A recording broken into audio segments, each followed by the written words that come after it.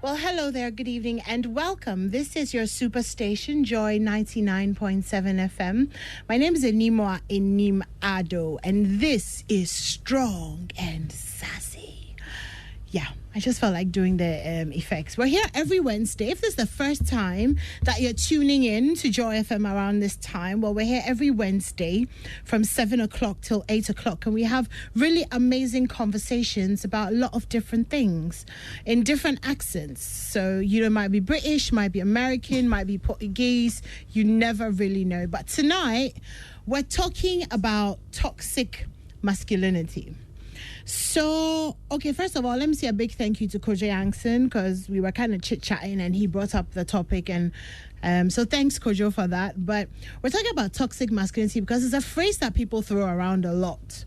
You know, you'll hear, this guy's so toxic, you know, and there's a lot of toxic masculinity going on. And a lot of times you're actually wondering whether those who are calling people out for toxic masculinity actually know exactly what it is, and if we're actually identifying the right things as toxic, or it's actually what our society has come to accept over the years. And so how do we then move into a place of non-toxicity?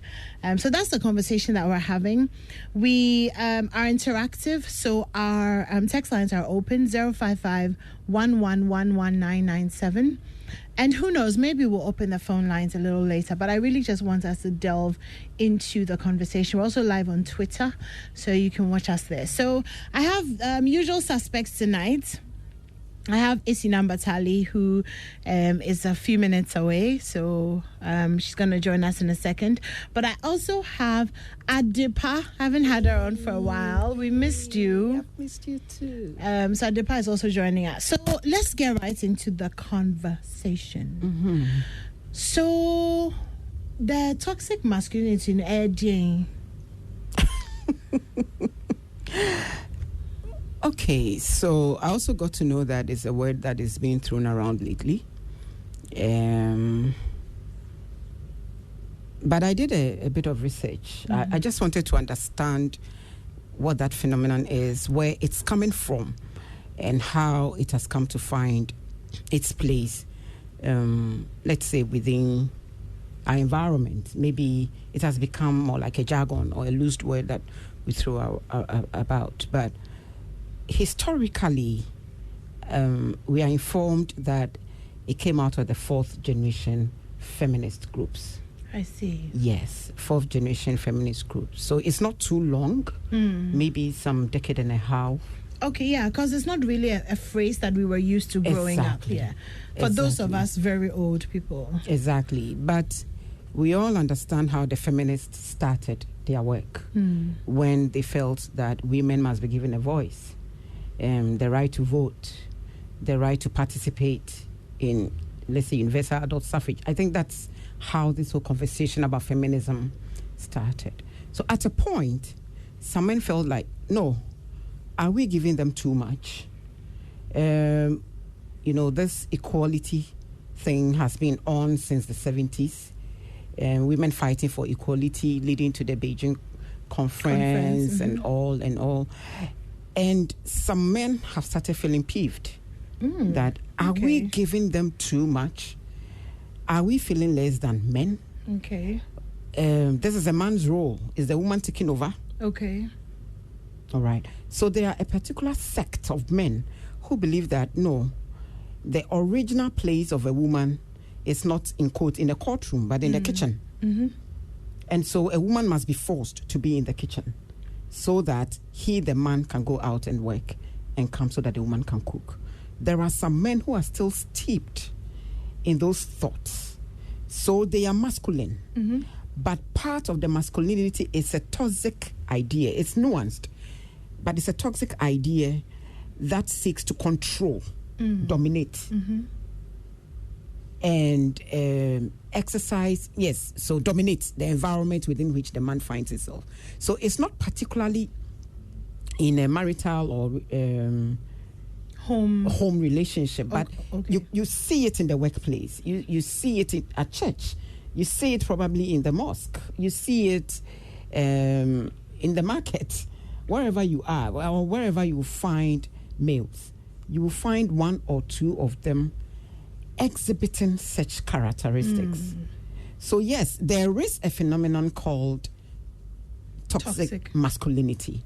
But as to how we are applying that very well in our already patriarchal system, is what we must come up for discussion. That's my opinion. That's very interesting. And thank you very much for that background and history. It really makes sense.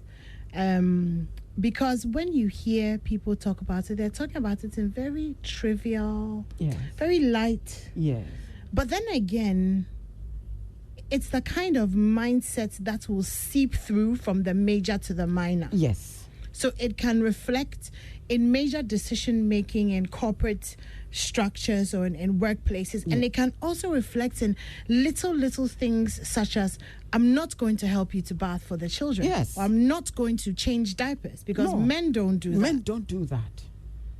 Yes. So when I was thinking through this whole topic and looking at our Ghanaian and African society, I realized that to us it's no new phenomenon. It's just a new phrase. It's a new phrase, for an old system. Because ours have been a very steeped patriarchy.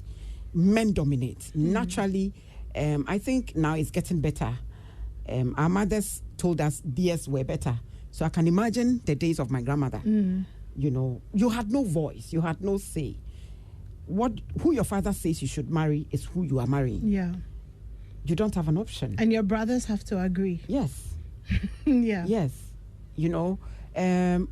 How you are educated is your father's sole decision, an idea. So your mother has no say. Oh, Papa saw my uncle school. I mean to me, you remember when we were growing up?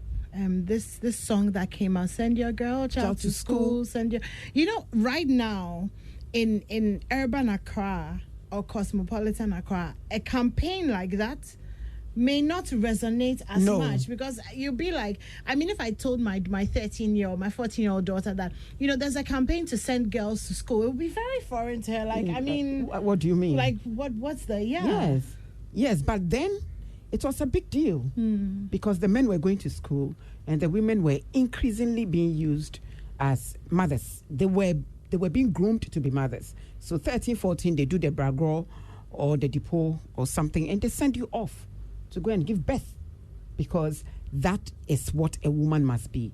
So for us, the society has already been toxically masculinated right from wherever it's coming from. Maybe it's our modern day men and the people of the other gender who are now finding new names for what already exists. But you see, whether it is overt or covert, it is something that we need to gather and fight against. However trivial we think it is operating within any environment, it shouldn't be encouraged, because it produces in itself a form of aggression. A form of entitlement. That is what I hate, that when men think they own us, and in some communities, even in Ghana now, women are just chattels. They will count everything, including animals, before they count a woman, because you are part of the man's property. So he will count everything and name them. He will take a census of everything and then say, I have 3,000 animals plus one woman. Yes, because you are part of his properties that he has to account for and not part of his life. Because for all you know, you were bundled and thrown to his house one morning and you were just told, he has come to marry you. He's paid your bride price. This is your husband. Go and live with him. And so you are not even part of the family. And it is happening in our current system, our current Ghanaian system. Maybe, as you rightly said, in cosmopolitan Accra or in the other areas, you might not find people ordinarily doing this because it looks a bit antiquated and a bit outmoded. And you might rather attract a lot of stares when you go about certain things. Being so steeped in culture and religion and all. But trust me, this is just the fringes. When you go deeper, you'll find some of these cultural practices and extremely toxic masculine nature in the communities, and the women are enduring them, the societies are enduring them, and they have become a nightmare to everybody. So, I mean, as you're speaking, I'm thinking about tradition. Yes. And I'm trying to draw in my mind's eye the difference between tradition or culture and toxic masculinity, if there is a line in the first place. Because I'm thinking about everyday activities, Adipa. So, for example, there's a group of us at work. Somebody brings kinky and fish. Maybe there's 6 men and 3 women in a team. Automatically, the men sit, and the women are almost forced to move towards the food to organize it. Yes. On the other hand, you may be in an office, the ceiling falls down, the women run to one corner, and the men kind of, Yes. So the thing is, where is culture? Where is tradition? And when do all those little things that we naturally do, because then you may have the nature versus nurture argument, but when do all these things then become toxic? So, anymore, we are a creation. I'm talking about the female and male systems. We are a creation of society. For now, it's male and female. In a few years, there to be male, trans male, cis male. Why? So the way it's going. So for now, we are male and female. Until then, yes, until then, you are male and female. But whoever comes to join us in this cohort, yes, he will come with his own problems, and we'll deal with it when he appears. Yeah. But we are a creation of society. Our culture has naturally molded us. If it's not our culture, really, we may not be fighting certain things that are being introduced to us, because culture doesn't accept this. Our culture says that this, that. So we are a creation of what of our different culture. And I must say emphatically that our culture is beautiful. Our laws, let me say, anything that is contrary, to the human rights provisions in the Constitution must be declared unconstitutional. You understand that? So anything or any cultural practice that actually saps away or takes away your human right is not permitted by law. And consistently, the courts have quashed certain, inimical cultural practices, trokosi, some widowhood rights and all. So, yes, we are growing as a society, and we are trying to fine-tune how we live culturally. But I must say that our culture is very beautiful, and I'll be the last to say that let's depart from our culture, and naturally men lead. We can't run away from that as women. We lead, yes, but naturally I think the role of a man is leadership. Sometimes I think that, and forgive me, I agree with you when you say men lead. But sometimes I think men lead on the outside, or they lead for show. Because most men who are leading have a woman behind them almost pulling the reins. Definitely. You see, but that doesn't put us in subservience to the men, all right? But the honor and the dignity and the respect, the reverence that we have to accord to a man has been culturally defined. You understand? Because you grew up having such deep reverence for your father, and that permeates through your relationships with other men. Of course. Because I can't necessarily tell my father this or my brother that. How can I tell another man that? It's part of our culture. We were trained in a certain way, or socialized to respect men. Was that a good thing? Because that also created a culture of abuse. So that is where the toxicity comes in. So it's not just about the masculinity, but the toxicity of it is what we are discussing. So I recall that when you were having your discussion with Emefa, you were saying that, we want the men to be all nice and masculine. And now we come back screaming that they are being toxic.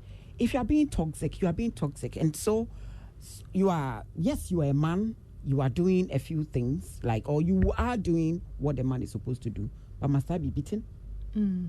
Must I be your object of aggression? You understand? Yeah.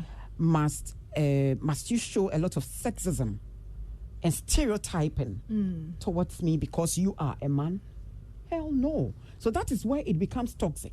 So the parts, I went into the law because the parts that are toxic are being dealt with by the law. By the law. Hence domestic violence, Yes. rape, child Yes. marriage. Yes. Even to other things like female genital Yes. mutilation. Yes. And they are all outlawed. And that is why it's a criminal offense.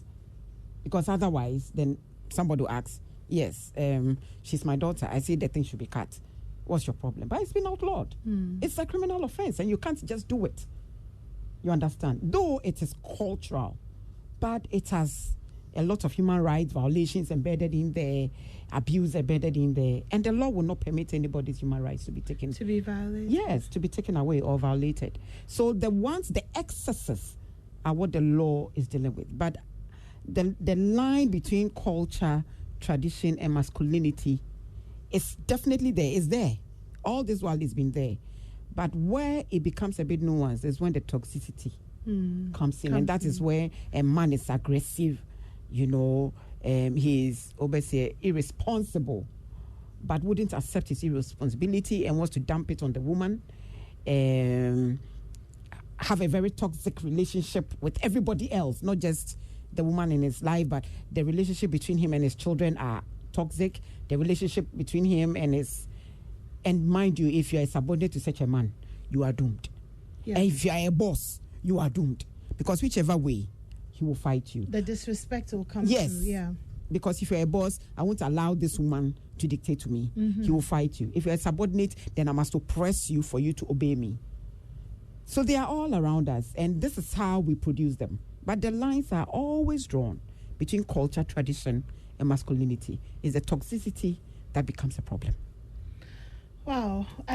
Very interesting. I'm listening to you and I'm wondering who fuels this toxicity, men or women, even more? Because I'm thinking about, for example, in the past, when a woman is being beaten and she goes home, and she obviously you run home to your mom and your mom says, hey, it's fine. Exactly. Like, do you know what I've been through? Why do you think that you can't, So then I ask the question that who is fueling the toxic masculinity? Is it the men, or are we women also responsible for enabling it to continue? This is very dicey. Because how can I say this against the people of my gender? You have to talk against the people of your gender. But when they say that women are our own enemies, I tend to agree as much. And it's amazing and it's surprising that the things that were done to us, we want to see others go through the same thing. I was beaten, so I want her to be beaten. I'm unhappy, so I want her to be unhappy. I am uncomfortable, so I want her to be uncomfortable. But when it comes to the man, then it's more like, okay, the man can go away scot-free with whatever he's doing because he is a man. So for me, on a scale of 1 to 10, I would say that basically women have fueled this against themselves. Putting, let's say, the man on such a high pedestal and making the man look like a mini god, sort of sometimes, and putting ourselves under their feet. The moment we structure our organizations and other things like that, then we are fueling and perpetuating it at the same time against our own ourselves. Yes, because at the end of the day, the aggression is not going anywhere. It's coming back to you. Yeah. If you are a wife. Oh, well, hello, Esinam. Nice of you to join us. Such an introduction. What are you disagreeing What are you disagreeing about? I don't think that it's women who made it. Yes, so you see, so I said that carefully. I think that it's the way society evolved. We came from the hunting gathering era, where the strongest were the ones leading. The person who had the ability to physically fight and subdue an animal was the one who made sure that there was food at home, and to be that kind of tough person, we have conditioned our mind to kill anything emotional, anything mental, in order to have the toughness to be able to go out, stand in the rain, not care about anything to get money for the family. But that doesn't mean that we need to kill all our emotions and kill our emotional side in order to assume a certain toxic veil before we would be able to do what we're supposed to do for our family. But I think it's coming from there, and what we have done is enable it.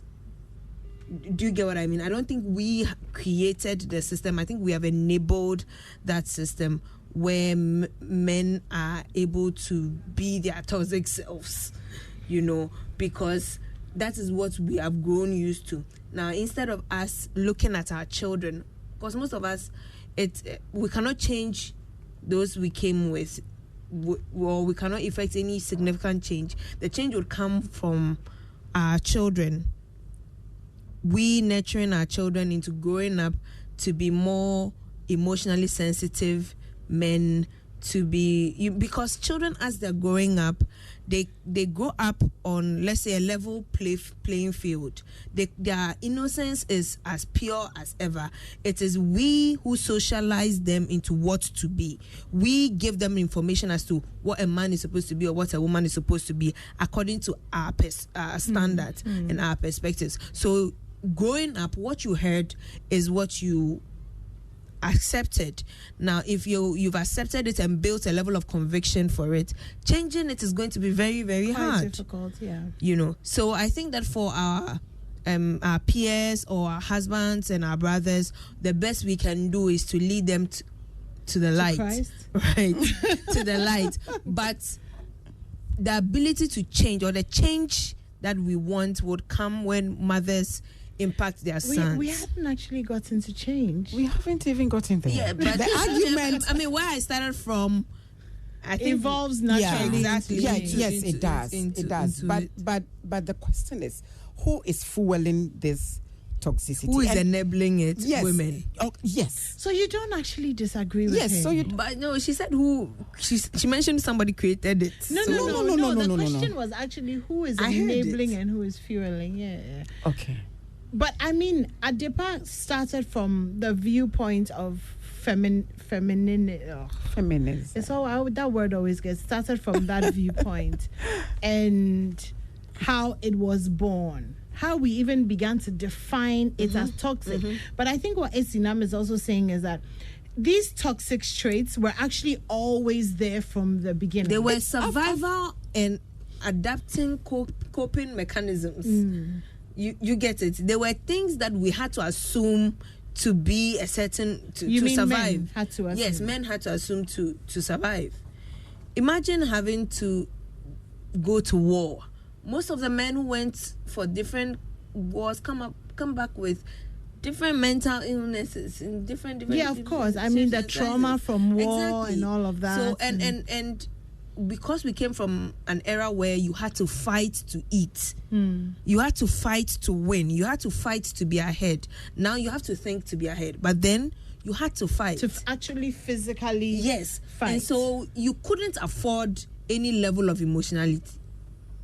You can't afford to be an emotional being if you have to fight. But a lack of emotion is not then toxicity. It's not toxicity because you don't have to. But that has evolved. Because so again, emotion has evolved. Do you get it into? No, we don't get it. I need. Okay. Because there are people who are not emotional but are kind. Yeah. And they're not beating their wives. Right. So you're saying that the lack of feeling or the lack of empathy then, says, okay, well, I'm just going to beat you. So I grew up in a home where my father was a soldier or something. My father, growing up, all my father would tell me is, you have to be a man must be this way, a man must be that way, a man must be this way. It's an example. It's an example. A man must be this way, a man must be that way. I'm growing up also learning different things from school. So then I have to combine the two concepts I'm learning. Like school and exposure is teaching me that I'm supposed to be this way. my father, who also raised me, has also instilled in me these values, that this is how I'm supposed to be. So then I'm in the middle, I'm in a crossroads where sometimes I'm toxic, sometimes I'm nice, or sometimes I'm kind, you know. And you find that with most African men, it's almost a balance of sometimes I'm toxic, sometimes I'm kind. Nice. But the toxicity is like me a bema, and in the midst of it's heightened in the midst of peers. I think that men also enable toxic masculinity, yes, in a lot of ways, and they enable it in public, and then they come and then they are nice to their women in private. Yes, because I mean, you look like you're the guy. Now you're washing your wife's clothes. A man is not supposed to do this. A man, you have to be a man. That is where we spoke about culture, tradition, socialization, and toxicity. You see, because we have been socialized to admit that a woman's role is in the kitchen. A man's role is to, go and hunt. And not necessarily kitchen. Now they've said a woman takes care of the home. Okay, so it's not necessarily the woman kitchen. Is the homemaker. Exactly. But kitchen ara. last. The heart of the home. If there's no food in the house. Last is back to the kitchen. You understand? So we have said that it is how we have been socialized right from the days of our grandmothers. And ours is better. Ours is a very nice story. When we have men who, don't mind doing a lot of domestic stuff to support us. I have a problem. And that was my problem. Because it's on what when you said that we have a lot of men who are nice and they decide to support us. Yeah. I've noticed that in my interactions with people, their husbands, their fathers and everything, that when a man does something in the house, so for example, he does the dishes or he makes dinner or something, it's an event. Yes. We're supposed to celebrate the better. I'm helping you see, to clean the kitchen and the plates. That's exactly my point. Like I am helping you not helping by bathing anybody. For the baby or changing I'm helping.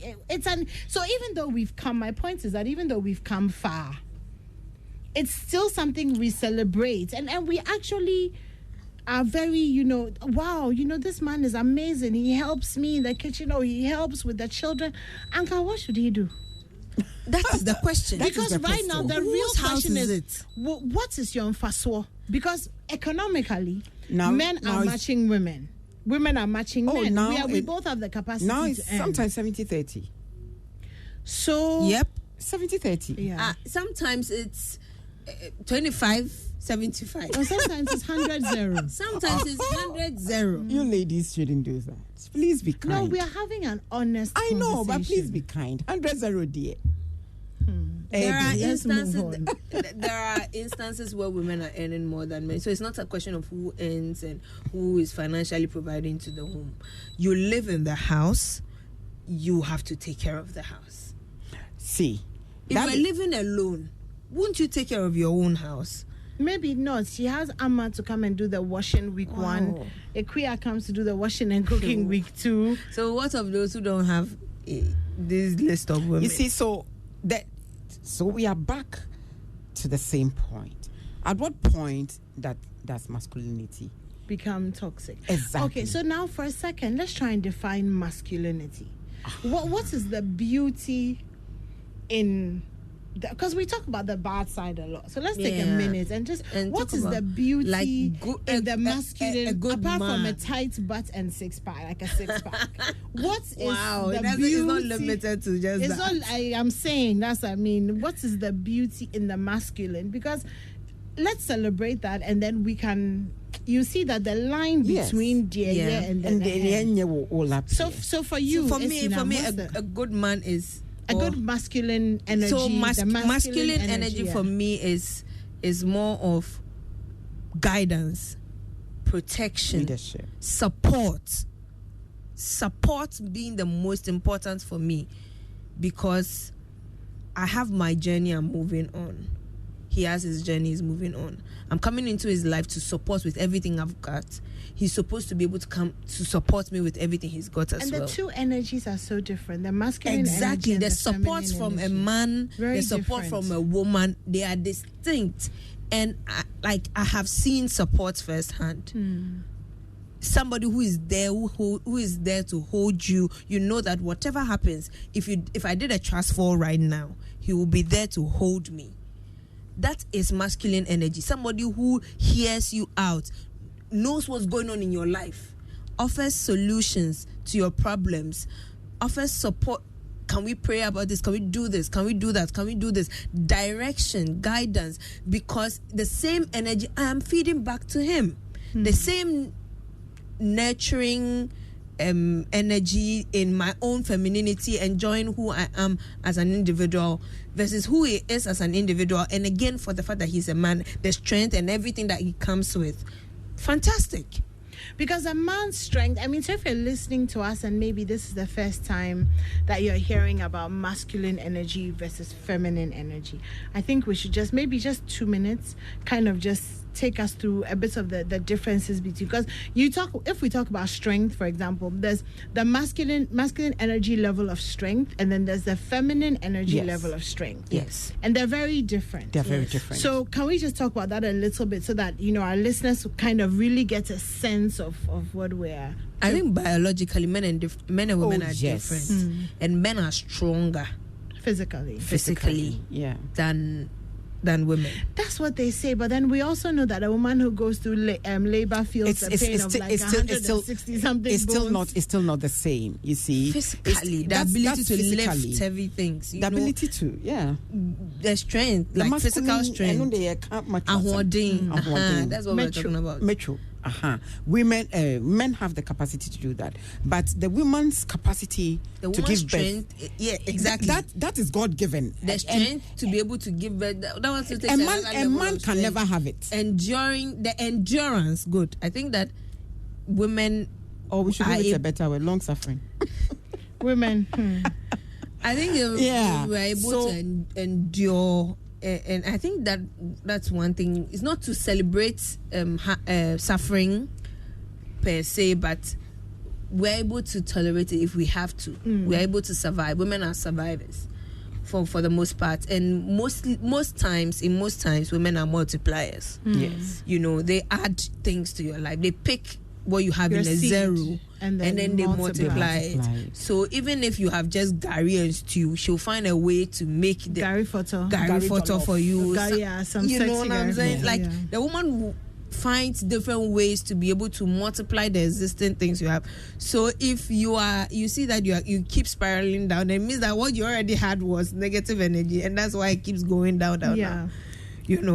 So you yourself, first of all, fill yourself with what's good, surround yourself with what's positive, and then your woman's influence on your life and the feminine energy will be felt. I think also feminine energy thrives in a safe masculine environment. Mm-hmm. A woman is her best self when she has the best partner, best masculine partner.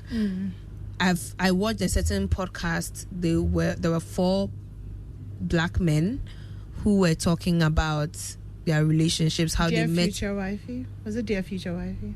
I don't remember the name, but I think I saw an excerpt of it on TikTok or Instagram. And they were talking about how they met their wives.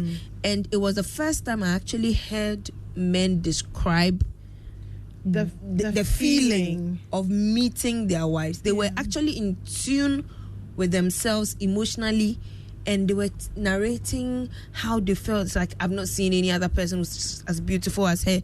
Like, they were talking about it in a way, and I'm like, this is not common.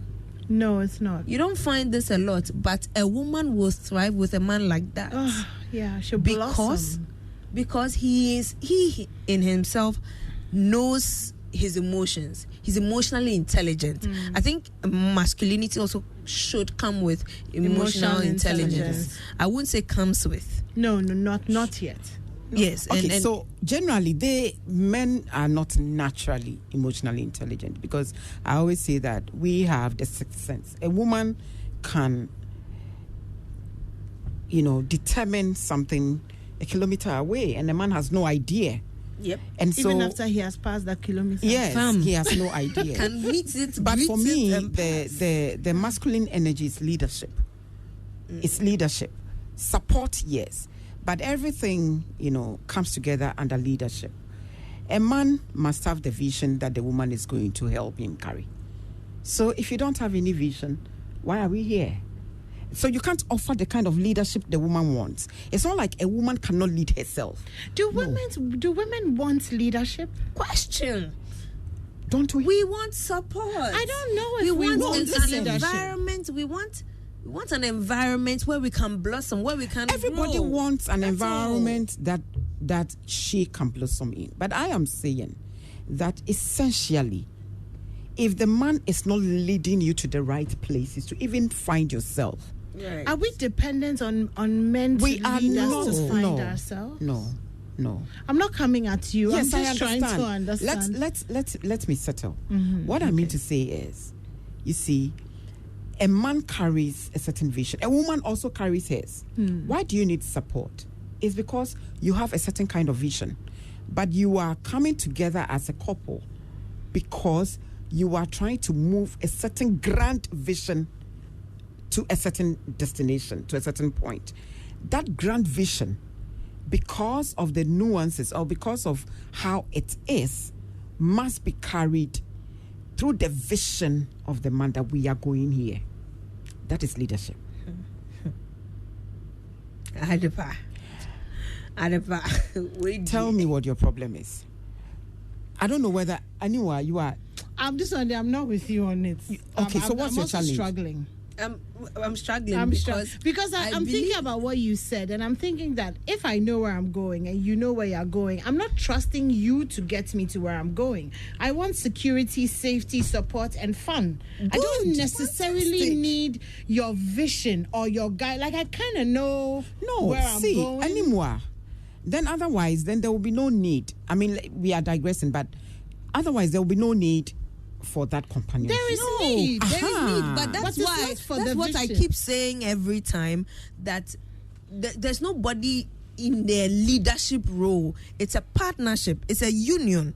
It is me in my own, as my own self, as my own individual, and you as your own individual. We come together. We create what we call a shared vision. So our shared vision is for what both of us want to achieve together. But as an individual, I have my own goals and you have your own goals. Indeed. We have a shared vision, but somebody must own the vision for us to go. It's a shared vision. It only becomes something on the drawing board.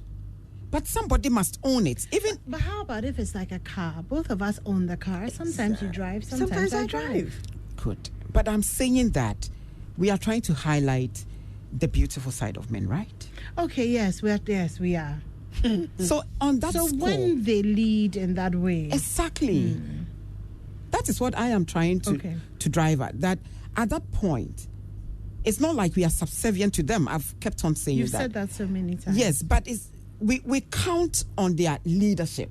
It's like we have a shared vision to sit in this car and get to this destination. But please, can you drive? I'll give you the support you need from where I sit. And please, will you give me the support I need to, or will you listen to me when I say that this road has potholes? Because I can see from where I sit that just some few meters away, it's not even a pothole, it's a ditch. Okay, so it's the two of you working together. Okay. But under the guidance sort of the man leading the entire process for us to obtain a shared vision to get there. Okay. I think I understand what you're saying. Yes. So that's one of the beautiful aspects of doesn't masculine. I understand. I don't agree, but I understand. You get I understand. At this point, I don't like. I agree to disagree. I understand. We understand. So I mean, the beautiful things about masculinity are the leadership, the support. For me, leadership. When a man says that I want to lead you, I'm like, do you actually understand what you're saying? Because it means that when anything goes wrong, you are responsible. Something is wrong, you fix it. If there's an issue with the kids' school, you fix it. If I'm not well and I can't show up for something, you are doing it. If I have an assignment due and you say you are leadershiping in the house, then you do the research and you help me out when I'm sick. It means that will you give me a cold bath if my temperature? For me, that's what leadership is it's taking care of. That's what leadership is for me. It's taking care of. It's being the person that is responsible. It's like, okay, we need And for this. me, I interpret that as support. Okay, so maybe we are saying the same thing. But I'm not saying the same. I don't. Oh my God. You're not saying this.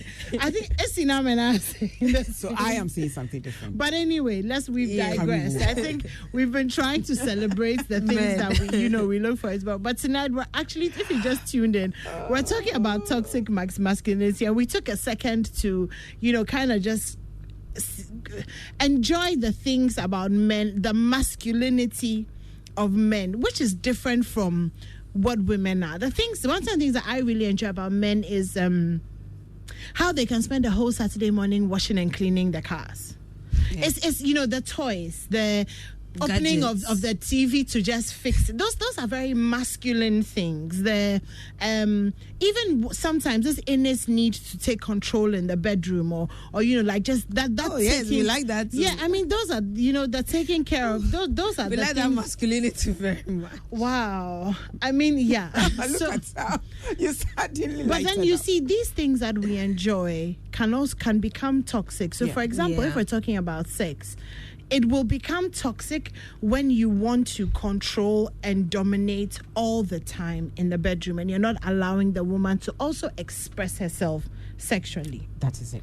So that's when something that is masculinely beautiful becomes toxic. Yeah. Or interesting conversation I was having with Jackson, he was telling me that in this same toxicity issue that it used to be nice when you're dating someone and they're calling you and they're like, oh, are you okay? Where are you? What's up? What time are you coming home? But now when you try to do that, some women are like, this is toxic. And I was trying to explain to him that it's a thin line between where are you, babe? Because I'm a little worried, and where are you, babe? Like, now when you get home, there's going to be an argument because you said you were going to be home at 8 o'clock and not home at 8 o'clock. And did you know what I mean? Yeah. So there's that thin line between the chivalry and then the toxicity. Yes. So now let's talk about how we deal with it. How do we say, Esinam, what came into my head was no good. How do we say, I want you to care about me. So I want you to worry if you haven't heard from me in, let's say, 4 hours. And call me and be kind. But I don't want you to be controlling or communicate that in a way that makes me feel like I have to stop what I'm doing and come home. Yeah. Because that's the issue, isn't it? Yes. Yeah. I think that when we communicate our needs, we need to be very clear. I don't think in this part of our world we know how to communicate our needs to our partners. I think most often we assume that they should observe see it.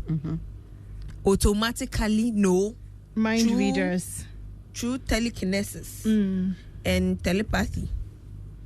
I will know what's going on in your head. But do you know that when a mother trains her son well, it is not difficult for him to understand the basics of women. Yes. I think Esinam has said this, and that can't be more true, you see, because... Did we interrupt you? Yes. Sorry. But it's fine. Go on. Please finish. Okay. So in being able to talk about your feelings, in being able to talk about your not necessarily your feelings, your needs, I think that it will come back to my point that I've been making for the past 6 months. Know yourself. When you know yourself, you are able to spot what you need in this moment. Most often, when we are fighting, it's because a need of ours have not been met. But sometimes you are unable to know what need it is. What it is. What exactly you need. Because you may be crying that the tap is not flowing. Meanwhile, you are just hungry. you just need to sleep. Yeah, that too. Or maybe you just need to eat. Or sometimes you need sugar. Sometimes you just need to hug your partner and you'll be fine. Or you miss somebody, you miss your mother, but you don't even know that you miss your mother because you're not in tune with yourself, you're not listening to your body, you're not listening to your heart, you're not listening to your mind. So you can't even communicate to your partner that this is what I need. So maybe, yes, you like it that he cares about you, but it's becoming excessive. I think, unfortunately, we won't be able to catch it till it's got to the point where you cannot come back. You know, that's unfortunate. But when it happens, you should be able to say, babe, I appreciate you calling me and to check on me and all that. But sometimes when you say it like this, I feel this way. And your response as babe shouldn't be, then it's okay, I won't call you at all. Thank you. Which is like a standard. You should be able to listen to the feedback and say, okay, then how would you want me to? Or in what way do you think I can best show you that I care for you without having to be excessive? Or controlling. You see, such a communication I'm just sharing an opinion, but it can probably happen when your man... After sex. No, oh, please. Not after sex. Everything is easier. Every conversation is easier. Okay. He's half asleep anyway, so he'll agree. Okay, but if that man is not naturally socialized in a certain way, under a very toxic and dysfunctional environment, because you see, he grew up seeing daddy shout at mommy, "Where are you?"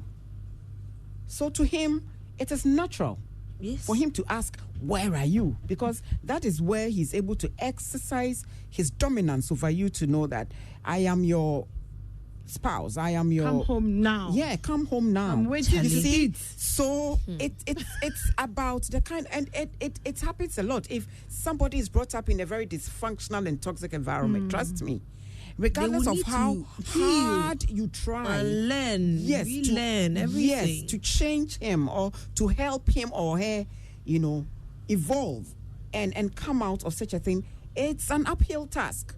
So know yourself, but also know the background of your spouse or of the person. Preferably before you marry them. Thank you. But if you ignore a lot of red flags, you see, whilst you are dating, he's shouting. He's doing a few things. He's being aggressive. He's shouting and you think it's sexy. Yes. Yeah. Or he's excessively attached to you and you think that is care. Please, he's looking for space to cut everybody off and abuse you. Yeah. You understand? So it's about knowing the background of the other person too. And if you think you can't endure, yesterday I told somebody, please, this one run. Don't think twice. Don't say you are going to take a decision. There's no decision to be made. There is no go, because this is something that has started in a relationship. And before you know it, it is blossomed in a marriage. And when it flowers like that, it's going to bear fruit. And a lot of it. And you will be the sole beneficiary of the fruit. And if it's bitter, you have to eat it for the rest of your life.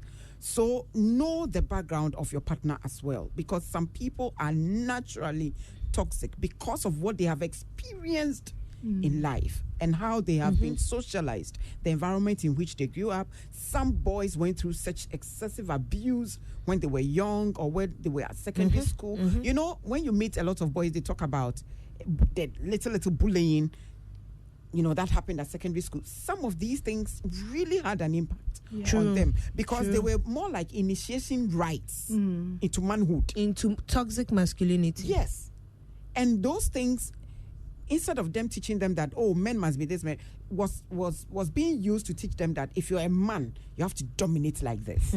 Which brings me to the point where men are mostly the victim of toxic masculinity, but mostly they don't know. They are unable to know how toxic masculinity is even affecting them. Because they haven't defined what good, pure, beautiful masculinity is. Yeah. Because you think that having headache just because you are the sole provider and you are the sole protector and you are the man of the house and you are keeping everything to yourself means that you are a man. A lot more men commit suicide than women, because women, we will talk about our problems, but men will.